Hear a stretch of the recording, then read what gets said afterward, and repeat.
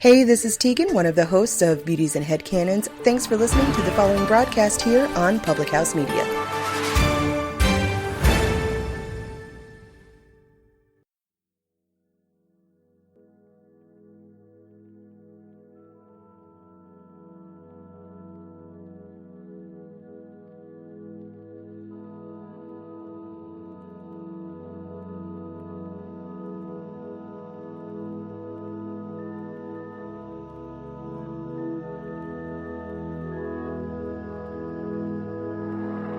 Hey everyone, you're listening to another episode of Stories from Planet Earth. I'm Selena Yvette, and I am here with David Prosper today.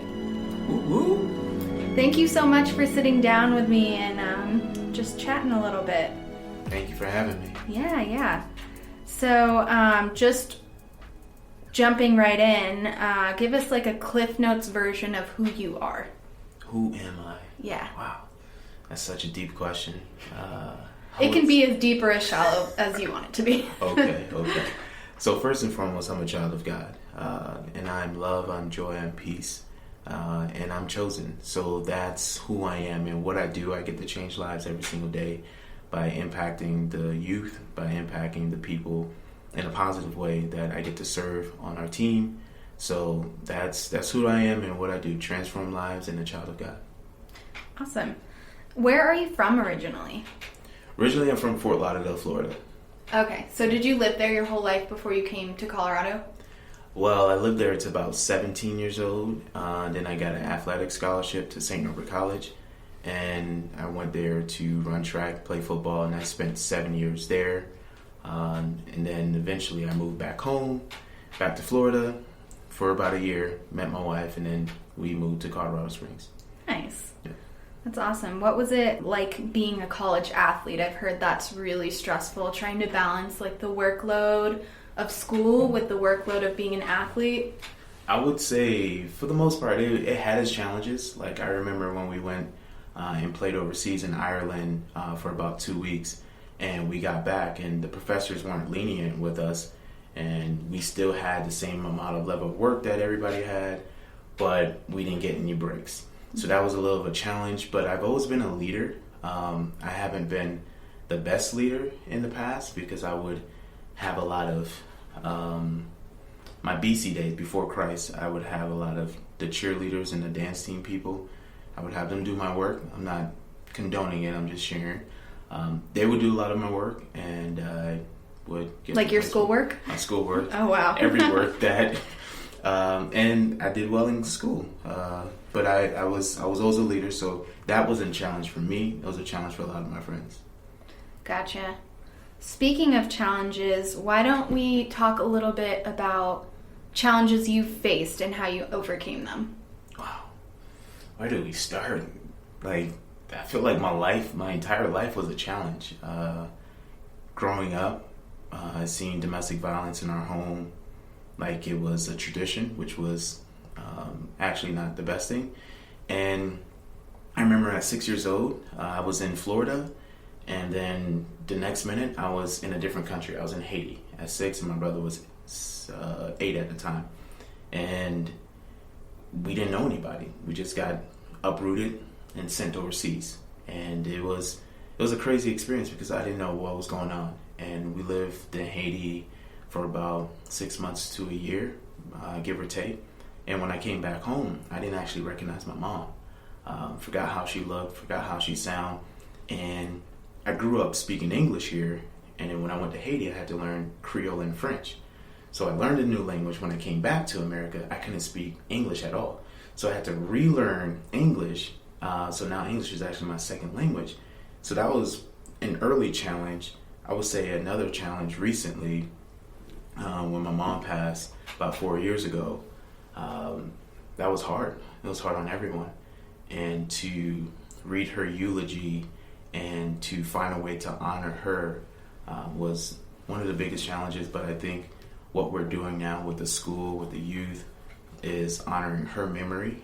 And I would say challenges are set up if we are looking at it in a way that this is happening for me versus this is happening against me, then it changes the experience then when we go through it. Yeah, absolutely. You keep mentioning the school, so let's talk about that, because I'm sure some of the people listening have no idea what you're talking about. Yeah, just talk a little about the project you're working on right now, the big project you're working on. The big project. Yes. So right now we're working on a youth leadership summer camp. And this summer camp, we're going to revolutionize education and revolutionize leadership, because there are too many institutions, and there's public schools and private schools does a good job. But I think they're missing a lot of things as far as the connection and the nurturing of creative expression. So our school vision is to first do the camp, which is this summer, June 2020. And then in 3 years, I'm speaking this in faith, that we're going to open up our K through 12 Leadership Academy. So it's going to have all the necessary criteria, math, English, and all those things. But leadership is going to be the DNA, and it's going to be faith-based. So that is how because I truly believe if we don't reach our youth now, especially with Gen Z being one of the most anxious generations and depressed, and they're battling all these things and not having the proper coping mechanisms. If we don't reach them now, then we're going to have to intervene when they're an adult, and then they have to go to therapy. So if we can prevent those students from going through those things and equipping them, then we can set ourselves up for success and ultimately change our community, change our families, and ultimately change our world. Yeah, that's awesome. I think it's such a huge goal, but it is really important to have different streams of education and support for this generation in particular, because it's unlike any generation we've seen before. Yeah. Me being a millennial, I saw a little bit of the social media takeover, but I was still kind of half in, half out. Like, I had Instagram, but it wasn't the monstrosity that it is today. Sure. So it's going to be interesting moving forward, seeing schools like yours popping up and hopefully giving these kids a different way to learn. Yeah. And, different options in a world that seems like very chaotic right now. Extremely chaotic, especially what's going on right now. Yeah, currently. Yeah, I think that's really important and really cool. What would you say right now you're seeing in the current education system that is just completely wrong? Where do I start? Yeah, it's a monster too. It's the way the classroom is essentially led is authoritative based. So it's do as I say. And I truly believe in structure, I believe in discipline, and I truly believe in respect. At the same time, too, the greatest minds, the greatest inventions that we've ever had in our world has never been about the right answer. It's always been about the right question. So we praise students when they get the right answer versus nurture or celebrate students who have the right question. Walt Disney thought about what would it be like to create animation. And now we have all these Disney movies that most people like. And we have a theme park that it's come from an idea, what if. So another thing I see that it can definitely grow and get better is the classroom setting. So typically a classroom, you're facing the back of the head of your peers. And there's a lack of connection there. So what we will be doing different is creating classrooms in a circular form. So everyone is making eye contact with each other. So now what happens is people are seeing people, and our greatest need is to essentially be seen.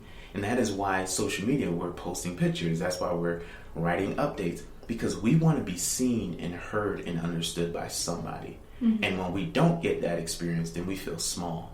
Then we feel insignificant. Then we go into our lives.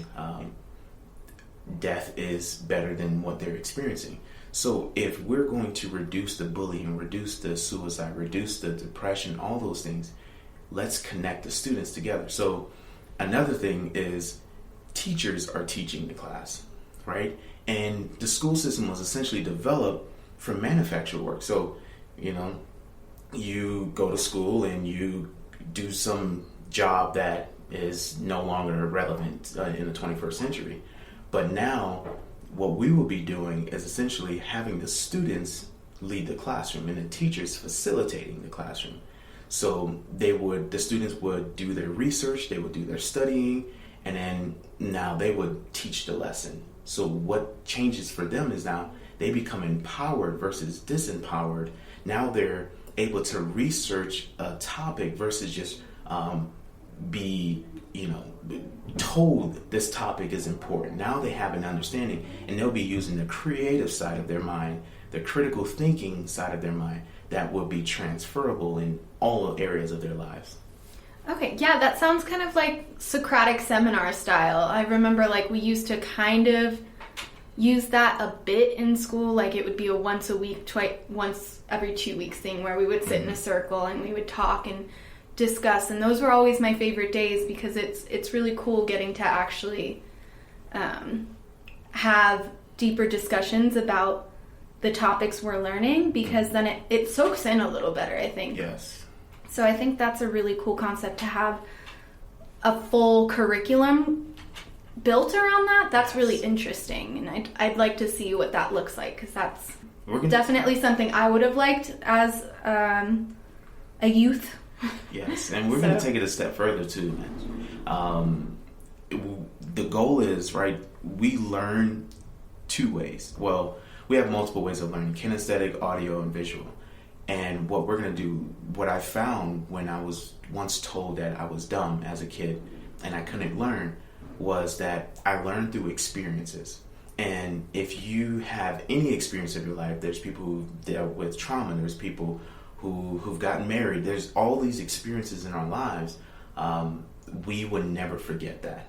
And we learned through association and experience. So we're going to take it a step further. We're going to put VR headsets on, and we're going to experience what we're actually learning. So think of it this way. I don't know if you've seen this. You probably haven't seen this. Magic School Bus. Oh, no. I was a big Magic School Bus kid. So Magic School Bus, how fun it was for them to actually go into whatever that they were learning. So what if we take the Magic School Bus and we actually lived it out to today? So that's where the inspiration came from, and seeing the kids light up when they learn about osmosis, and it's just like, whoa, this is amazing. So that's something else that that's really interesting. I think a kid would love that. That'd be way better than just sitting in front of a chalkboard all day. Yes. So you talk a lot about compassion in leadership. Let's dive into that a little bit. Why is it important for a leader to be compassionate? I think the root of it, compassion, is love. And love can be found, my belief is in God. And when we love people the way Jesus loves people, love is an emotional oxygen. So when we love people, when we have compassion towards people, when we have empathy towards people, what that does is there's a seed in each and every one of us. It gives that seed life again. And oftentimes when we hear something that's really cool, or we watch a movie that's very uplifting, we usually use this word called inspire. And inspire means to breathe life again. And that's what compassion is, because we don't always get it right as people. And when people are more compassionate, when they're more empathetic, when they're more understanding, what it does is, and instead of labeling a student or labeling a person, it reinforces a belief in their potential versus their problems. So when we're compassionate, we're separating the problem from the person, the pain from the person. And when we can separate the two, then we can pull out the best in people versus the worst in them. Yeah. And do you tend to see very much compassion in leadership these days, or do you think that there's a major lack in it? There's a huge lack in it. Hence why we're doing this leadership camp, and why we've been inspired to do this school, is because a lot of leaders are wounded, and if they don't heal properly, and that's healing is the most uncomfortable thing, because that means you have to face what you once feared. And when you face what you fear, it's a scary thing. I remember last year I was going through my own healing journey of my insecurities, lack of self-worth, performance-driven, all of these things, and experiencing sexual assault in college, like all of those things, and I say this openly now because I'm healed from that, experiencing those things affected the way I led. And now the leaders that we have now, they're operating from a place of wounded, and until you're healed, you're going to continue to bleed on people who've never cut you. So they take it out on their spouse, their friends, or whoever's an easy target for them to release that pain. They tend to do that versus reflect on that pain, then release it in a healthy way. So there's healthy outlets to release that, so we can operate in a healthy way, in a compassionate way.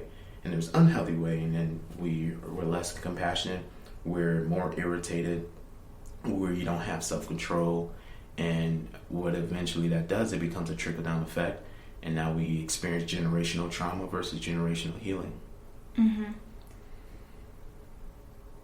Yeah, I think there are just a lot of people in the world operating from their own perspectives and kind of, taking their own traumas out on other people. How do you think people who are already of advanced age, how does somebody rewire that? Because you said you just had a healing journey last year. Mm-hmm. You're 28 years old, correct? 28, yeah. Yeah, so it's like that's pretty, it's harder to do stuff like that when you're old, like you get older. I feel like the older we get, the less willing we are to confront those kind of things. So what advice would you have for somebody who is in that position where they're recognizing, I am letting my past experiences lead the day? How would you say that they should go about that? That's a great question. I would say 3 A's, right? A cubed. The first A is acknowledge, right? Acknowledge that there is an issue. That's usually found when we're reflecting. It increases our awareness. The second A would be acceptance. I have a problem, right? The hardest thing is to accept that we have a problem. One of my problems was I had a wall around my heart. People would get close, but not close enough because I was hurt. And then the last A would be taking action. So acknowledge that there is an issue, become aware, accept it. Hey, this is what it is, and take action. What action can we take? And that's many forms. Some people use therapy as an outlet, which is a healthy way. Others seek out life coaches or any professional person. For me, I had a life coach and I journaled a lot. So those were my moments of reflection and releasing. And I also used the gym as my form of releasing. So I truly believe what we put in our mind is what comes out of our mouth. And if we're retaining positive things that are nurturing to our souls and to our minds and to our bodies, and we're taking care of ourselves, then what's going to happen is going to create new neural pathways, and it's going to reshape our belief system of insecurity to confident or fear to faith. So it's constantly working on it and focusing on the progress, not the product or the result. And it's just like working out in the gym. The first couple of months that you go to the gym, you're probably not going to see a lot of changes. You're going to feel better, but the mirror may not confirm what you feel inside. But it's the continuing, it's the process, it's the progress of it that allows your body to take that form of shape, which is the ideal shape that you want. But it takes time, and time plus healthy relationships around you. Not everybody can sit in your bus. Taking action as far as reflecting, journaling, praying, meditating, and feeding your mind positivity. And it's not just like, there's no weeds. No, it's like just good content versus, what we hear on the radio of be this, be that, and, the negativity, or even the news. that negativity that's pumped through, it actually works in our subconscious, and it's just being the gatekeeper of your mind, allowing what positive to come in, and the negative, you're releasing it out in a healthy way, is one way to rewire the mind and change the neural pathways of our belief systems. Yeah. Did you face any challenges going through this journey as a man? Because I know that a lot of the time mental health just isn't taken as seriously for men. Talk a little bit about that. So, yeah, to answer your question, yes, I did face some challenges. I remember when the sexual assault happened in college. It was my senior year, and it was by a girl, which is not talked about. And I remember when it happened. Before it happened, this young lady was just constantly just chasing, and I was constantly avoiding. And one day I was intoxicated, right? And all of my friends left me, and she was the last one there. And one thing led to another. I was weak, and she was a lot stronger. So she had her way. At that moment, I was still in disbelief that it happened. And I told my friends, I was just like, yo, guys, I told my guys on the football team, it's like, yo, this is what happened to me, son. And they're just like, nah, this didn't happen. You wanted it. If you could have fought your way out. And it was like, look at you, you're big, you're strong. Like, and at that moment, it was like, no, like, this is what happened. Like, I was weak. I didn't have an option. And they just kept on saying that it didn't happen. I was lying, and I'm not telling the truth, and I wanted, and I could have fought her off of me. And at that moment, what I do, as any man do, is I suppress my feelings. And I just suppressed it to the point where I forgot about it in my frontal lobe, but in my subconscious, it was still going on. So we grow up as men thinking that be a man, suppress it, because that's what men do. And if you talk about your feelings, then that's a taboo in our culture, especially in the Black community. You can't really talk about your feelings because that's comes across as a weakness. And not until last year, for the first time when I was going through my healing process, I actually opened up and shared it with the world at University of California, Santa Barbara, that I, David Prosper, was sexually assaulted in college. And I experienced what a lot of other women experience and openly talk about it. So it was huge, because suppressing it, even though I didn't talk about it, I would still act out.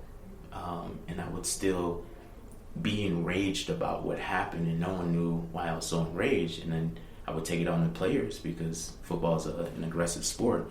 So all of my anger for that happening, and people saying, and my friends saying that they didn't believe me, I took my anger out on the football field and made a lot of collisions. So, yeah. Thank you for sharing that. That's definitely not easy, but I'm really happy that you found your way into the place you are today, because you're such a great example. Thank you. Yeah, of course. So that kind of leads me into my next question. Why is it important to help the people around you? And why do you put it at the forefront of much of what you do? Well, my biggest example was my mom.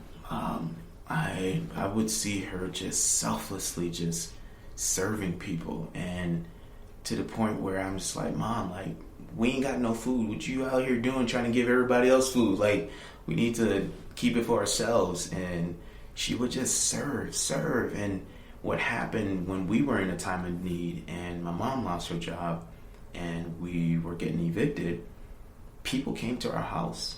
People came and brought groceries. They helped with the bills. So I saw what a community can do when it's a healthy community and rally around the people. So for me, is what I'm gifted in, or what God gives me, it's not just for me, it's for me to share it. It's like you and I, right? When we say we go to the movies and we get a bag of popcorn. you're naturally going to share it, right? Because there's an abundance of it, and then you get free refills. So it's just like, here, have some. And I truly believe that I've been given so much, and I have a lot, and I have everything I need. So it's my job to give it back to somebody else, because someone else gave it to me, an opportunity, a platform, a voice. And I seen how much that changed my life. So the youth, the people that I get to serve, our team, it's what makes me happy. I do a job right now for a little bit. I work in front of a computer and I type stuff all day, and that literally drains my soul. But what fills my soul is having interactions like this and talking about growth and seeing people win and seeing people chase after their dreams and seeing them become all that God has created them to be. That is what really lights me up and feeds my spirit. So if I can get to do that every single day, yeah, that would be it. That lends really well to my theme for the month, which is change your world. And basically what I want to convey through that theme is that when we change our own worlds, we change the world around us. Mm-hmm.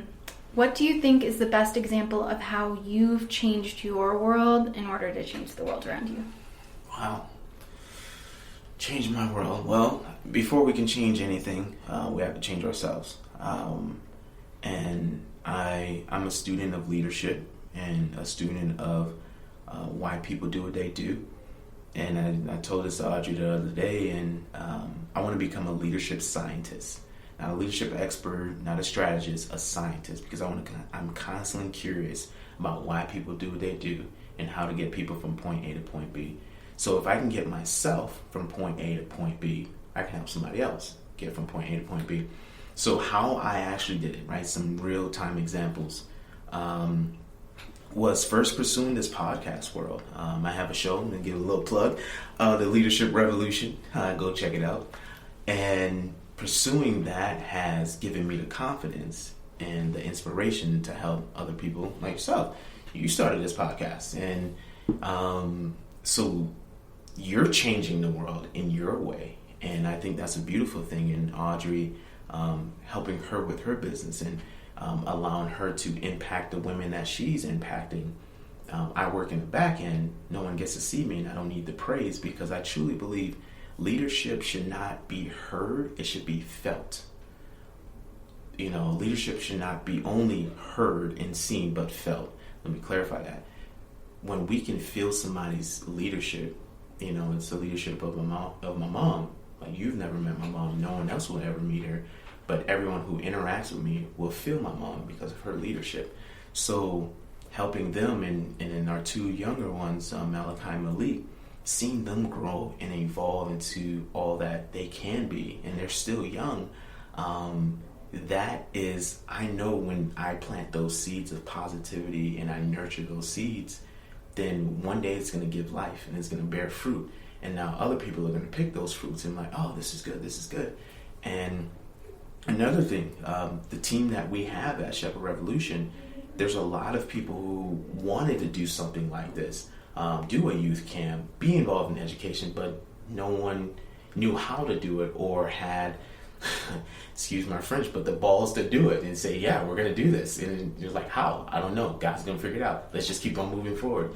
So it's the vision, it's the what if, it's the dream that I follow, and I'm inspired by my mom, because on her deathbed, her last words were, I didn't do enough.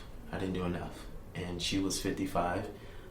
In April, she would have been 59, so extremely young. So that's what pushes me to never say I never did enough. So I run crazy to the point where I'm walking away from a full-time job to pursue this. So I know there's this poem, our deepest fear is not that we are inadequate, our deepest fear that we are powerful beyond matching. It is our light, not our darkness, that most frightens us. When we let our own light shine, we unconsciously give others the permission to let their light shine. So if I let my light shine, you'll let your light shine. And what happens, we light this city up. That's beautiful. I love that. Thank you. Yeah. So let's talk a little bit about your TedX, because that's something you did. Yes. That's pretty awesome. Thank you. Yeah. TedX, wow, that was, again, taking chances. Audrey and I, we went to a TEDx event in May, and she was like, it'll be so cool to do a TEDx event. So I was like, yeah, all right, cool, let's do it. And they were like, okay, auditions are up. And they were like, okay, we need a 3-minute video of you just recording your idea. My video was 90 seconds, so it clearly was short of the mark.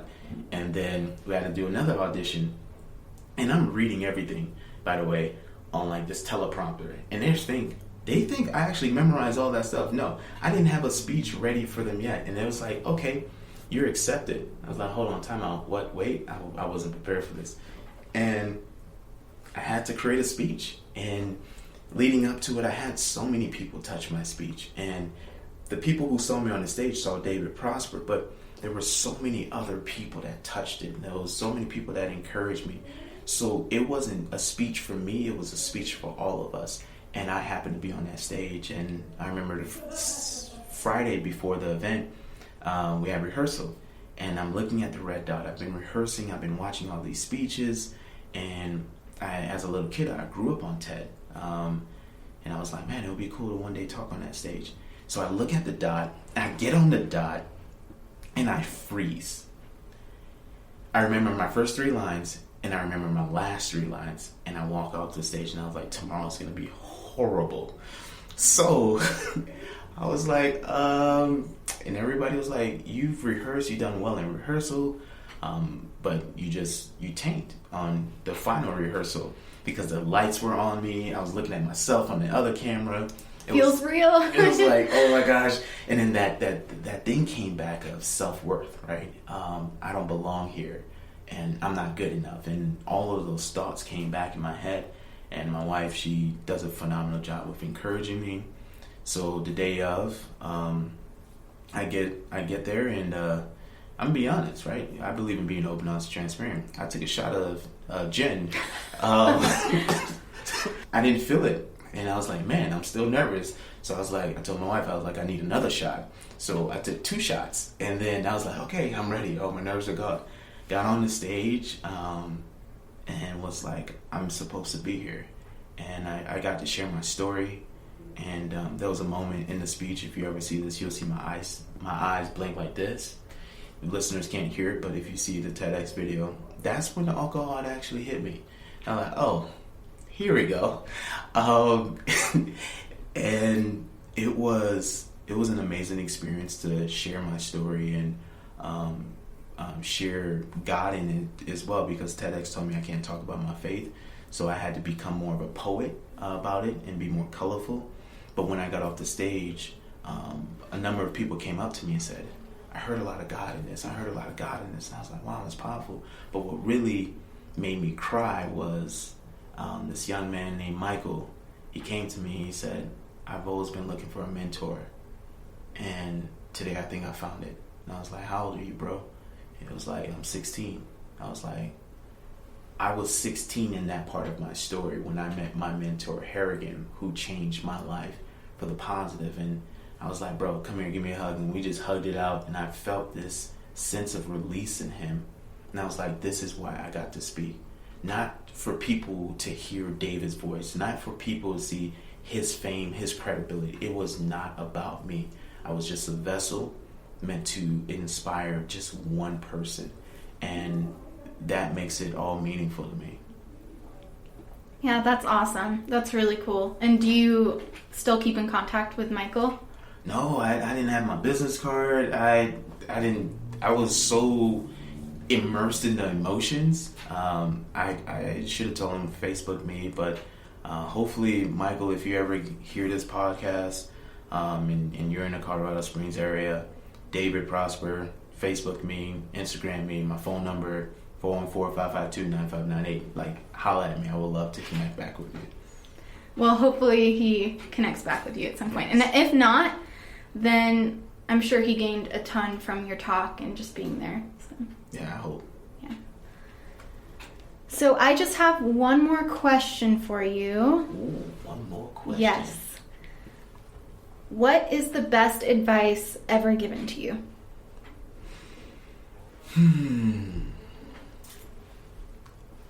The best advice given to me, man, so many.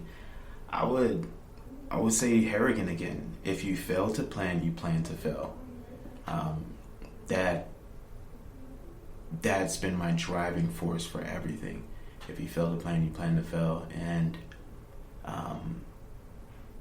it's taught me delayed gratification. And growing up where I grew up, the hood, some would say the projects, fast money is easy money, and I had to work hard. I got a 9 to 5 when I was 14 years old, so I planned that out. I plan literally everything I do. I plan it out. So there's always like a method to my madness, because that stuck with me. If I fail to plan, then I plan to fail, and I never plan to fail. That's awesome. I should probably take that advice. Planning is not my strong suit. Structure, consistency, discipline. Yes. I'm going to hopefully observe that a little bit. Well, thank you so much for taking some time to hop on the pod with me. Where can the good people find you? Awesome. You can find me on Instagram. I am David Prosper. You can find me by going on iTunes, Shepard, or the Leadership Revolution, and you can contact me direct, because I want to engage with people. My number is 414-552-9598. Again, 414-552-9598. And this is me being bold, so that number goes directly to my phone if you want to connect. If not, God bless. But I am David Prosper, and I will look forward to connecting with you all. Thank you so much for listening to another episode of Stories from Planet Earth. If you have some time, leave us a review, and be sure to subscribe anywhere you listen to podcasts. Find us on Instagram at SFPE Podcasts. I'll talk to you next week.